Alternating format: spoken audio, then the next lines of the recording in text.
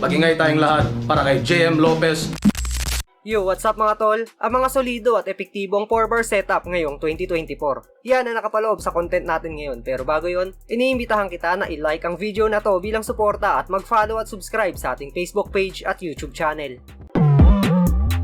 Siguro karamihan naman sa atin ay alam na kung ano ba yung 4-bar setup. Ito yung apat na linya na binuo at nagresulta ito ng isang solido na bara. Kumbaga, magkakakonekta yung apat na linya para mas maging mainam o mas malakas yung impact ng punchline. At ngayon nga ay gumawa ako ng video kung saan ay mapapanood natin ang mga pangmalakasang 4-bar setup ngayong 2024. At ang una sa ating listahan, ang tapatang GL kontra EJ Power sa semifinals ng Isa Buhay. Sobrang naging dikdikan yung laban nila, pukpukan ng magkaibang estilo. At sa battle na to ay pareho silang may pinakawalan na pang DE ng 4-bar setup. Kasi bumaba pa galing Denver, kaso ako ang hukay. Now you're in hell boy, kaya tabas yung sungay. Manlalamig, mamumuti, at wala ng buhay. Uuwi tong Coloradong wala ng kulay.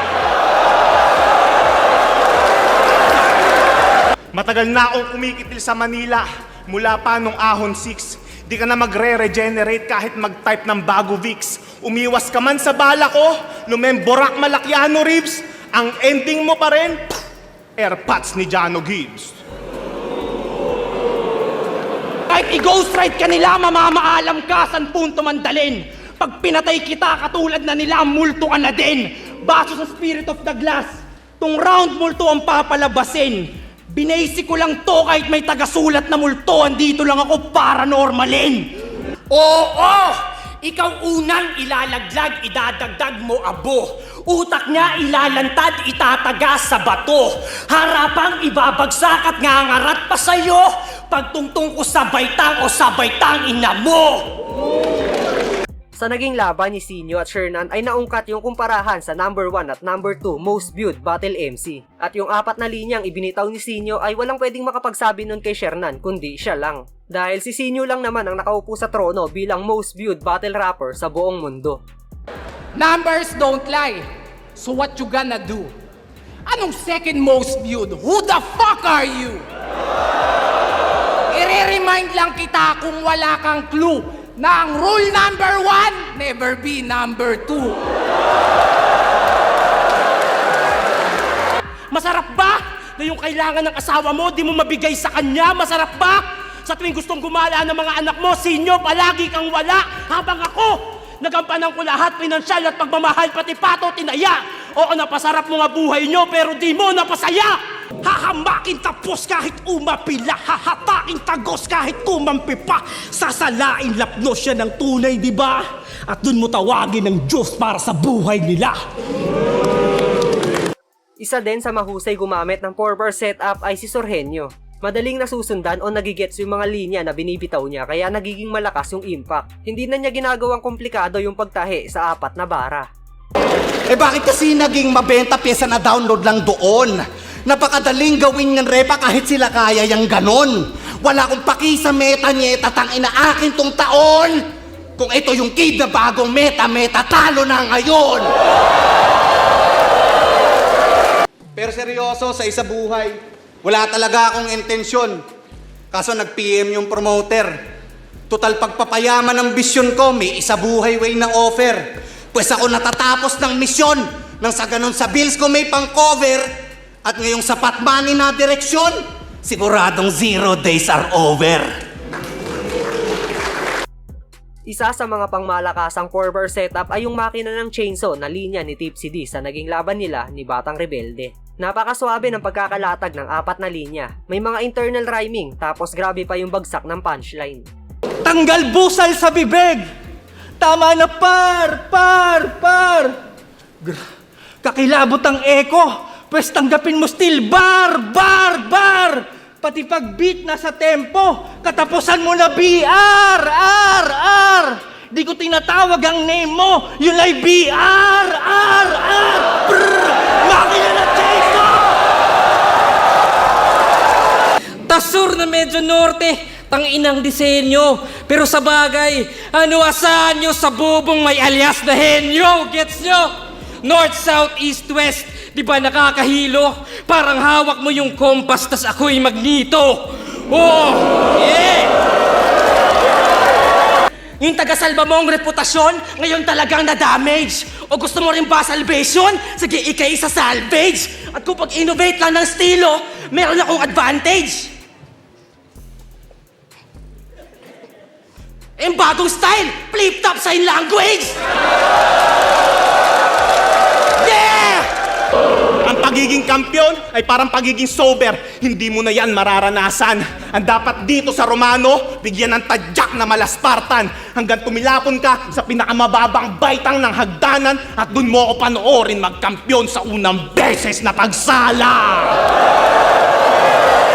Kasi yung estilo ko na making ang daming nag-iyakan tropa. Nung si GL talo sa akin at hindi daw nakaporma. Puro Mac na lang ng Mac pero durog yung may diploma. Mas lumutang aking rounds na parang floater ni Cardona. Madalas na ianggulo kay Poison 13 ay yung sardinas at depresyon na linya. Pero sa naging laban niya kontra kay EJ Power ay nagawa niyang burahin o basagin yung mga anggulo na yun. At ang malupit pa dito ay nakapaloob yun sa 4-bar setup. Kumbaga wala nang mahabang paliwanag, nakasiksik na sa 4 na linya yung sagot niya. Di na sardinas ulam ko. Umaasenso na talaga. Maayos na buhay kasama ang pamilya, may negosyo at iba pa. Ang importante, hindi na ako depressed at yon ang mahalaga. Tingnan natin kung kaya niyong talunin yung Poison na masaya. Welcome to Mortal Kombat. Choose your destiny. Wrestling capoeira, moves ko, Eddie G, Y2J sa mic, Stone Cold Energy, sumulat ka sa rock, Tombstone, rest in peace. Estilo mo lang titirahin, wala nang iba. Di kita kailangan personalin para madali kita. Kahit mag-self-immerse lang, pamatay yan. Fatality pa. Hanggang personals ka lang. Ako personality na. Kung napansin nyo yung lineup, puro bago na pangalan. Ibang henerasyon na to ng gubat. Nandiyan pa rin sa kaitaasan. Pinag-igiyan kada laban hanggang di ko na malaya na sumasabay na ako sa mga di ko kasabayan. Sa 1 minutes event ng Flip Top ay may ginawang sorpresa si Boss Enigma dahil may mga veterano na sumalang sa event ng mga rookie. At dito ay nagpamalas sila ng husay para mas lalo pang mainspira ang mga bagong MC sa liga. Muli kang binuhay upang muling maranasang masapak na madugo. Mga mata daw ang window ng Soul Quest, basag ang bungo. Abangan ng ghost sa paglabas sa saluking buo. Spirit of the Glass, isa shot kong puno. Finish him! 1 minute, mukhang wala ng ibang option. At di ka na masasalba ng kung anong pang vitality na potion. Pag ako nagmura, umaapoy at tuloy-tuloy na score yun! Kaya, putang ina ka! Vitality ni Scorpion! Pero malamang ihirit yan. Nakusapang pangalan ni Katloko na to. Ulul, hindi to alter ego, bagong identity. Pero pwedeng 3 ulo sa isang katawan. King Ghidorah, higating kayo ang intensity. Mula sa spade, umalpantalas, naging multo. Spiritual entity. Ako yung Father, ako yung Son, at yung Holy Ghost, bitch! Ito yung Holy Trinity. Naging makulay yung isabuhay run ni Islakwan ngayong taon. Ipinakita niya na hindi lang siya basta isang komedyanting MC. Sa buong torneo ay underdog ang tingin sa kanya ng karamihan, pero nagawa niyang burahin ang lahat ng yon nang magpakita siya ng husay at magawang talunin yung mga MC na nakaharang sa kanya sa tournament. Bigyan nyo ako ng magandang rason. Bakit ko ito kakatakutan? Kung ang pagkakasit ng battle na ito ay sniper na nakabang inaantay ka na lang lumutang. Kaya maligayang pagdating rap sa lupain na aking nasasakupan. Kung pinadala ito ng baras para bumoses, ako yung baras sa lalamunan. At bago matapos to, at ang mga nakikinig mag-ingay, magaling ka naman, kaso nadala sa maling palagay. Mahusay bukod tangi sa mga naging kasabay, ang pagkakamali niya lang ay lumaban sa taong anumang sining ay kayang gawing pamatay. Kaya wag kang feeling, Wilson. Sobrang basic ng alam mo. Di porke alam mo yung simile at metaphor. Linguistic major ka na, bro. Wag mo kaming daanin sa bola, Wilson. Mga tira mo, bano. You think you're too technical, di ejected ka sa laro. You know? Kasi dama ko masasama mong balak. Katawan mo'y pagpuputol-putulin. at pipigain hanggang sa huling latak at iboboro ng iboboro ng iboboro hanggang maging ganap na to na alak. Ano pang ginagawa mo dyan, Enigma? Po, pwede mo na tong itulak. At ayan nga ang mga epektibo at solidong 4-bar setup ngayong 2024. Marami pang paparating na battles ngayong taon, kaya abangan nyo yung part 2 ng topic na to. At yun, hanggang dito na lang yung video natin mga tol. Salamat palagi sa walang sawang pagsuporta. At bago tayo matapos, may mga napili na pala kami na bibigyan natin ng Pubo t-shirts. Mula yan sa mga solid na nakasuporta sa ating channel. Abangan lang yung announcement sa mga susunod na upload.